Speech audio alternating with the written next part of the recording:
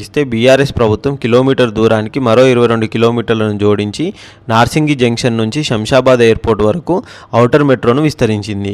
158 కిలోమీటర్ల మేర వలయాకారంలో మెట్రో తిరిగే అవకాశం ఉందని నిపుణులు చెబుతున్నారు. ఈ వలయాకారం నుంచి నగరంలోకి ఇంటర్ కనెక్టివిటీ కూడా మెరుగుపరిస్తేనే సులువైన మెట్రో ప్రయాణం అందుతుందని వారు అభిప్రాయపడుతున్నారు. ఔటర్ నుంచి వాహనాల ద్వారా వచ్చేవారు తమ వాహనాలను నగరంలోకి తీసుకురాకుండా ఉండేందుకు నలుదిక్కుల 5 నుంచి 10 ఎకరాల్లో పార్కింగ్ సౌకర్యం కల్పించేందుకు ఏర్పాట్లు చేయాలని గతంలో నిర్ణయించారు. ఔటర్ జంక్షన్ వద్ద మెట్రో రైలు ఎక్కిన ప్రయాణికులు కేవలం 20 నుంచి 25 నిమిషాల్లో నగరంలోని వివిధ ప్రాంతాలకు చేరుకొని సాఫీగా వెళ్లాలని, ఔటర్ ఎండ్ టు ఎండ్ వరకు మెట్రోను నడిపిస్తే బాగుంటుందని ప్రణాళికలు రూపొందించినా కానీ అవి ఇప్పటికీ అడుగు ముందుకు పడని పరిస్థితి నెలకొందని. ఇలాంటి రియల్ ఎస్టేట్ న్యూస్ కోసం మా ఛానల్ని సబ్స్క్రైబ్ చేయండి, షేర్ చేయండి, కామెంట్ చేయండి.